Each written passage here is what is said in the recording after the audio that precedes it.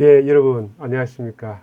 이번 장에서는 문명을 이끈 농업혁명 그리고 동행이라는 그런 제목으로 강의를 한번 해볼까 합니다. 우리 인류의 문명은 시작은 이 농업혁명을 통해서 농업을 통해서 사람들이 정주를 하고 이제 더 이상 떠돌아다니지 않고 모여 살면서 좀 사회가 커지면서 그때부터 정말 진정한 문명이 시작되었다. 그렇게 보는 것이죠. 근데 우리의 이 문명을 우리가 우리끼리만 만든 것이 아니고 사실은 우리가 동행했던 그게 누구겠습니까? 예, 가축화에 대한 이야기. 그 두 가지를 가지고서 이야기를 한번 풀어나가 보고자 합니다. 자, 그러면은 첫 페이지에 한번 보시면서 이야기를 해보도록 하겠습니다. 이제 농업혁명인데요. 그냥 농업이라고 하면 되지 왜 농업혁명이라 불렀을까?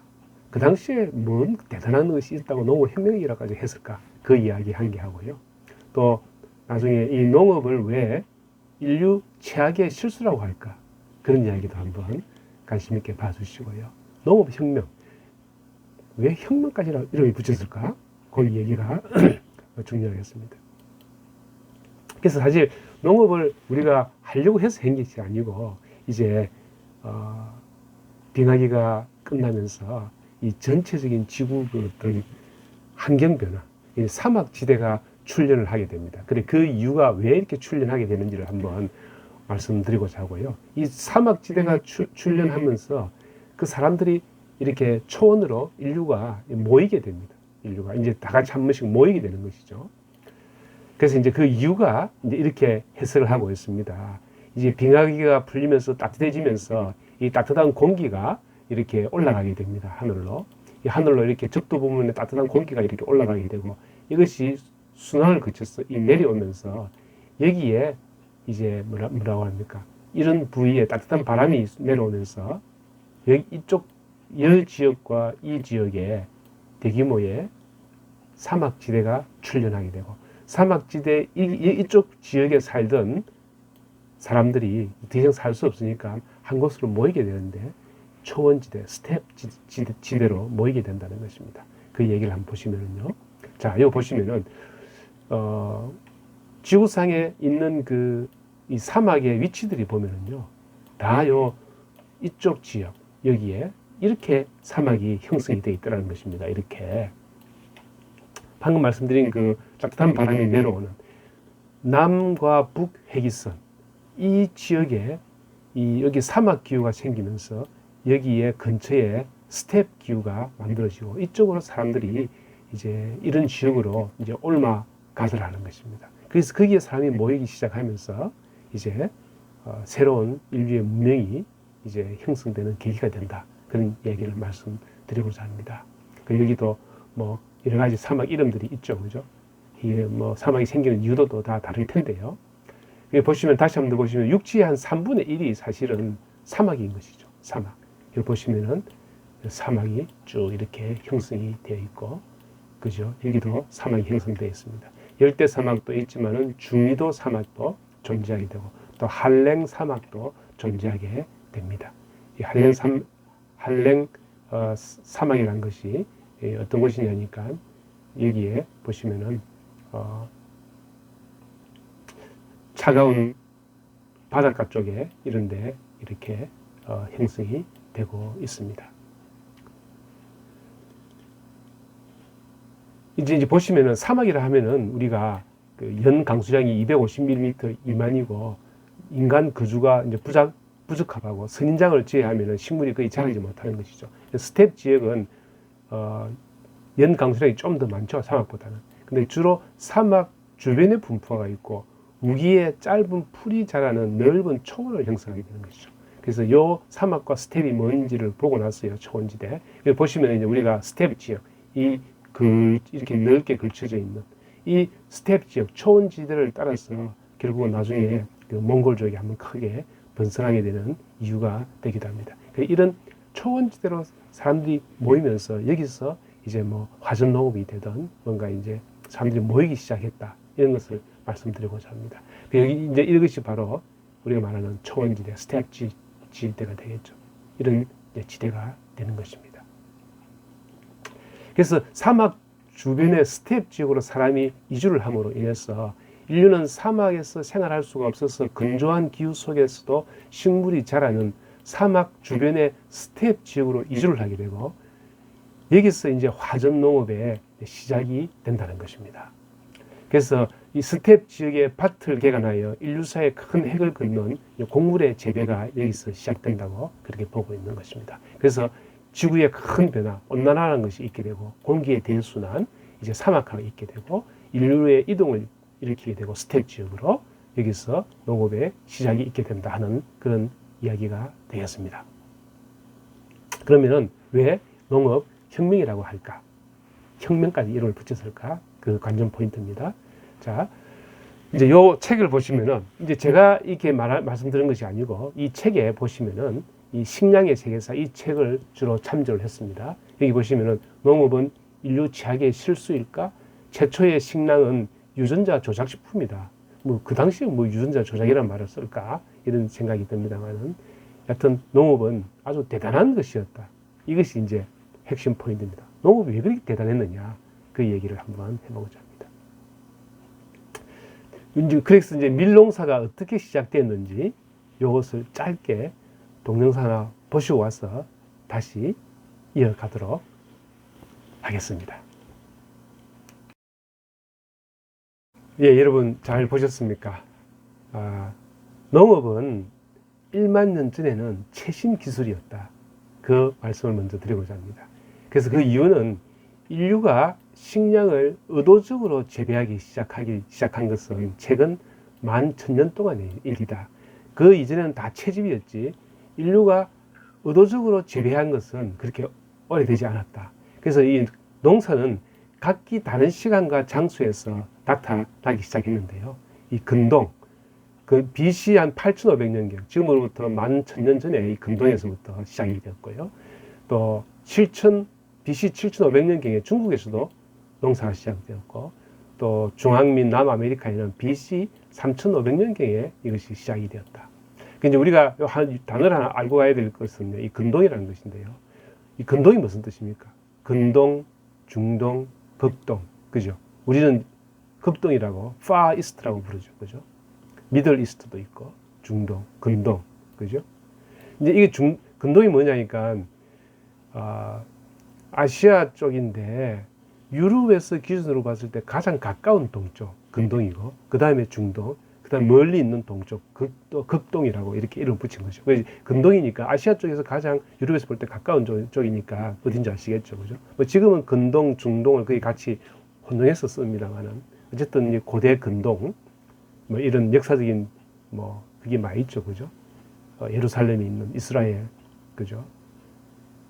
예, 그걸 먼저 하나 이야기해 놓고 가도록 하겠습니다. 그래서 왜 1만 년 전에 신기술인가? 자, 특정한 농작물을 의도적으로 재배하고 특별히 바람직한 특성을 선별하고 전파한 것이죠. 이것이 바로 현대에 하는 육종이라든지 유전자 조작이 되는 것입니다. 육종 개념이 그때부터 있은 것이죠. 그래서 좀 더 극렬한 표현으로 목수나 대장장이처럼 자연에 존재하지 않는 것을 만들었다는 것입니다. 우리가 지금 알고 있는 이 농작물이 전혀 자연에 원래 있었던 것하고 전혀 다른 거란 것입니다. 그 이제 좀 더 심지어 표현이 인간의 새로운 창조물이고 자연 상태보다 훨씬 더 수량이 많다는 것입니다. 자, 이것이 목수나 대장장이가 예를 들어서 나무를 잘라서 나무를 가지고서 의자를 만들었죠.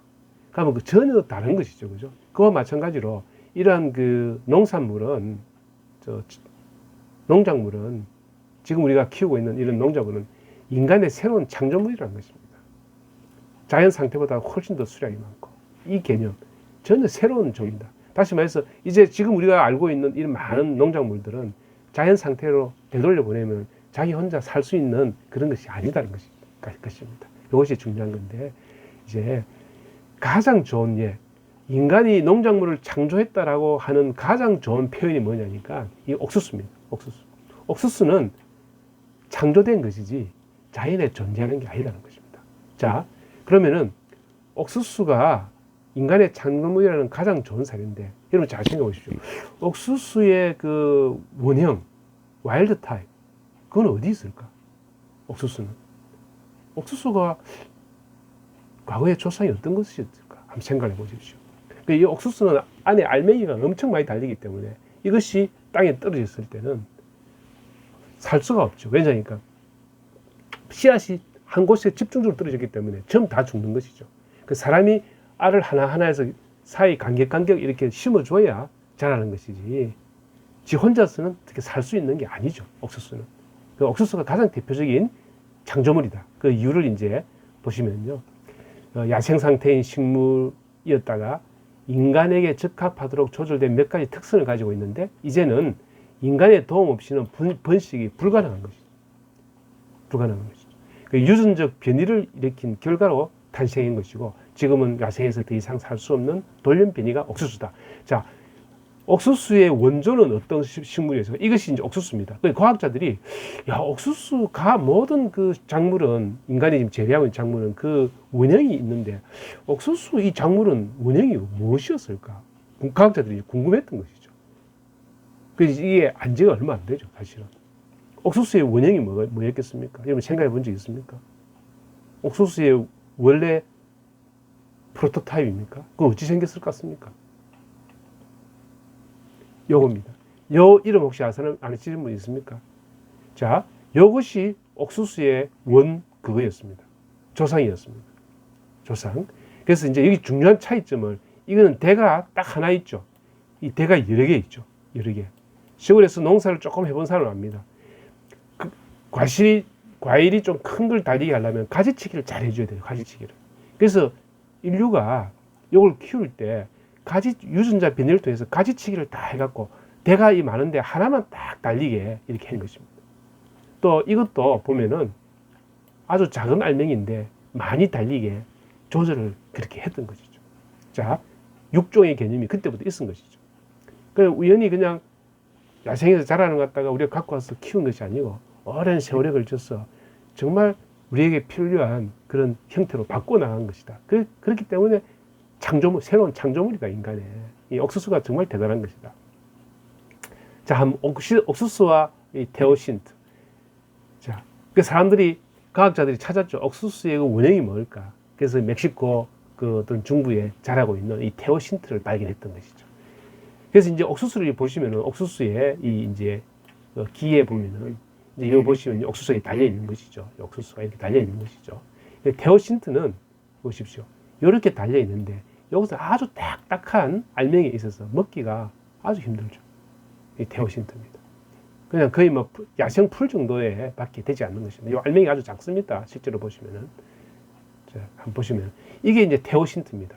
테오신트는 보시면 야생에서 이렇게 멕시코 지역에 자라고 있는데 그냥 야생 상태로 보면 풀처럼 보이는 이 정도입니다. 이것이 이제 테오신트인데, 야생 옥수수의 미성숙 이삭은 이렇습니다.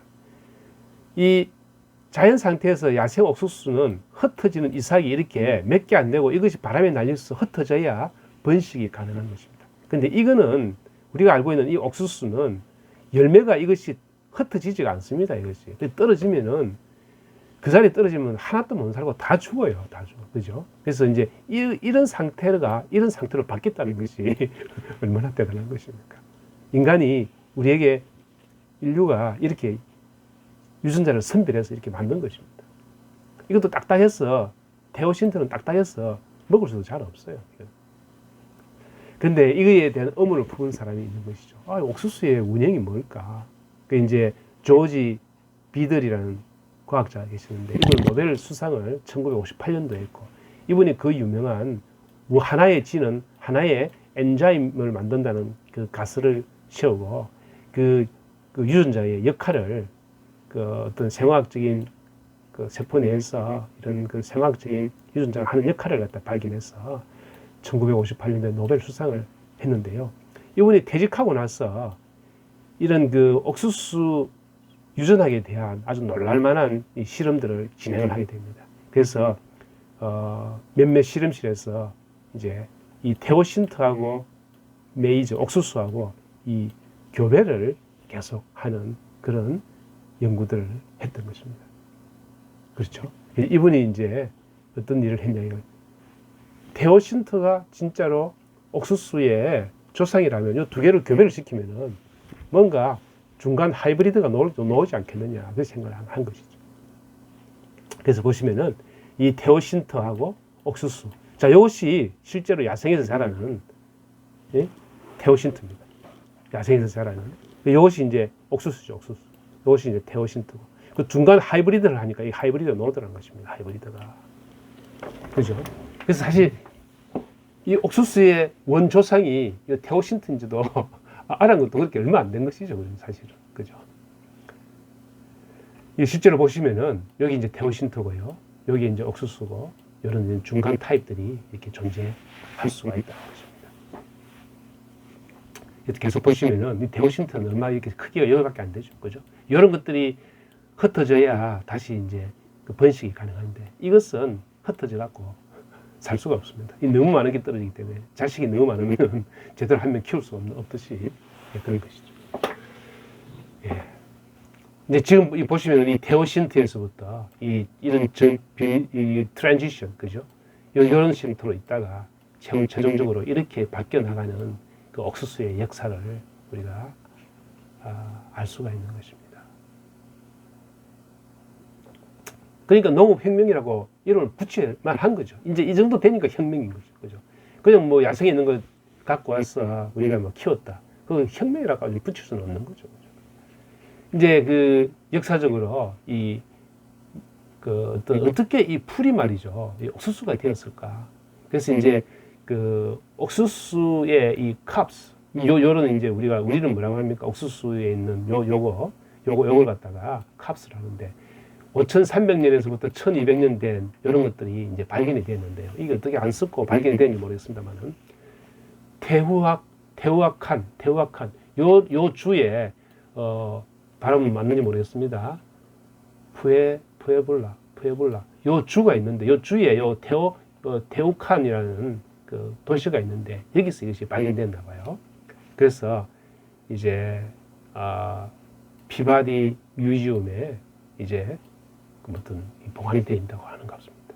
그래서 이제 이 아메리칸들이 이 마야나 아즈텍 문명 이 근처에서 이런 옥수수들을 계속 개량을 했고, 이걸 가지고 또 일부 사람들은 또 밑으로 내려와서 나중에 이제 그 유럽 민족들이 있고 잉카 문명이 이제 형성되는, 이 옥수수가 어쨌든 이 남아메리카에 대단한 중요한 역할을 했고, 또 콜럼버스 이후에 이 옥수수가 유럽으로 진해지면서 지금 현재까지 그 수많은 인구들을 떠받치는데 아주 중요한 역할을 했다. 그 얘기도 다 다음에 좀 해보도록 하겠습니다.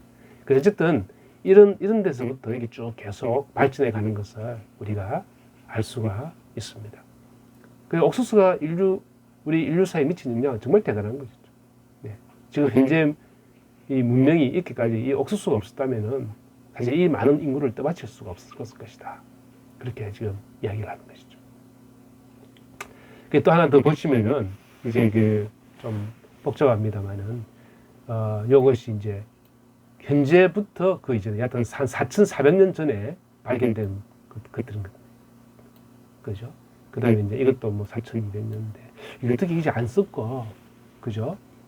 있었는지 참 궁금합니다. 그러니까 BC 한 2000년경이 되겠죠. 여기 지금으로부터니까 이것이 뭔 약자냐니까 이제 calibrated years before the present, 그죠? 현재, 그죠? 이전에부터 이렇게 calendar year before the present, 그죠? 이런 이제 약자를 이제 쓰고 있는데, 이제 그다음에 좀 최근 것들은 2000년 요리되는 것들은 1900년 전 이런 것들이 다 발견돼 있다고 합니다.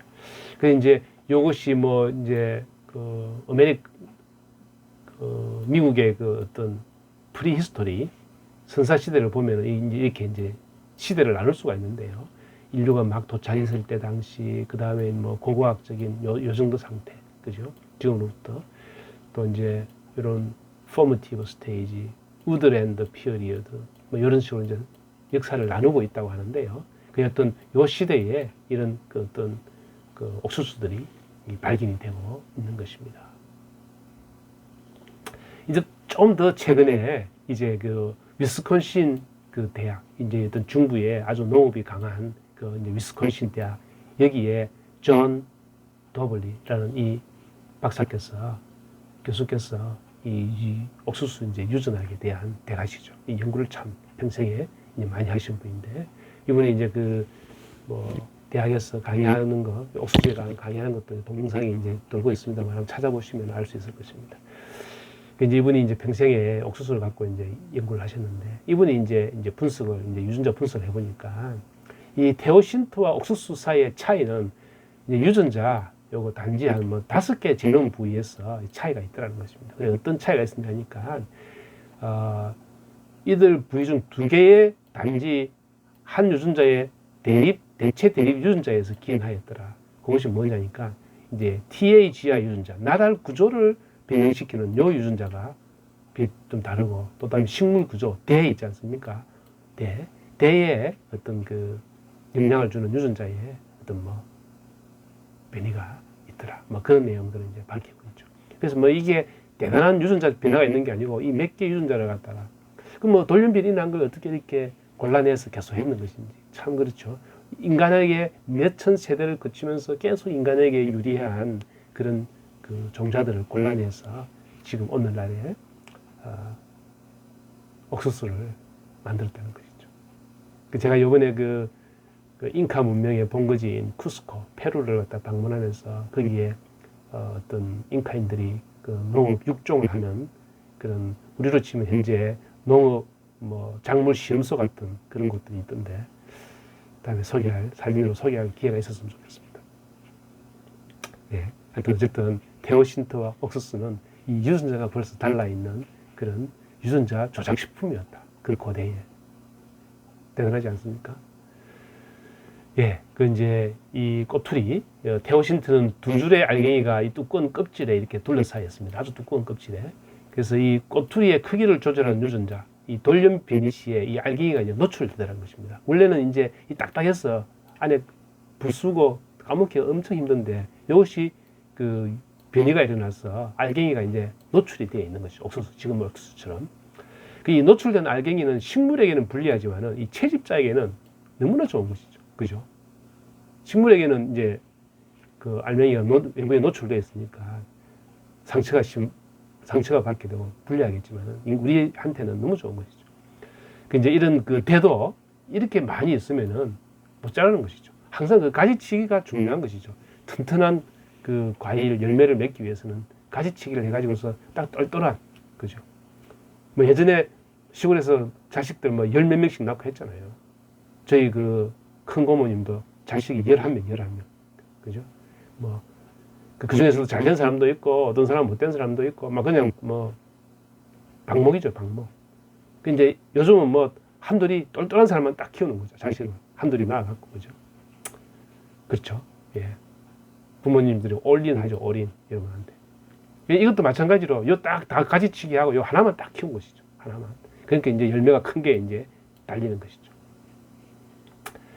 이것이 이제 바로, 테오신트는 여러 개의 꽃대와 그 각각의 여러 개의 숫꽃 차례, 암꽃, 이렇게 뭐 이제, 이것이 이제 숫꽃이 있고, 암꽃이 있고, 이렇게 가지가 서로, 교차되면서 이렇게 열린다. 근데 이제 이 옥수수는요, 하나의 꽃대와 꽃대 꼭대기에 요 꽃차례, 이것이 꼭대기 하나만 딱 있고요. 그 아래에 그 암꽃이 이렇게 있어서 암꽃에 이제 이삭이 옥수수가 열리게 되는 것이죠. 그래서 이제 이거는 막 여러 개가 이렇게 교차되어 있는 것이죠. 그죠? 여러 개의 꽃대에, 그죠? 그런 차이가 좀 있습니다. 이것이 바로 이제 유전자의 돌림변이의 결과이다. 이제 옥수수는 우리가 말하는 그 단성화, 그 유니섹슈얼 플라워입니다. 또 이제 자웅동주라는 말입니다. 이제 자웅동주는 한 개체 식물의 암꽃과 수꽃이 같이 피는 것입니다. 다시 말해서 이것이 수꽃이고 이것이 이제 암꽃이죠. 암꽃. 이제 이것이 바람에 이 씨앗이 날려서 여기 되면 떨어지면 수정이 되고 여기에 이제 옥수수가 이제 맺히게 되는 것이죠. 그래서 단성화라는 것은 암꽃과 수꽃이 따로 피는 것이 단성화다. 그런데 자웅동주는 한 개체에서 식물이 식물에 암꽃과 수꽃이 같이 피는 것이죠. 옥수수, 자, 단성화는 그 자성과 우성이 따로 존재하는 것이죠. 그죠? 그 대표적인 예가 이제 보시면은 이제 뭐냐니까.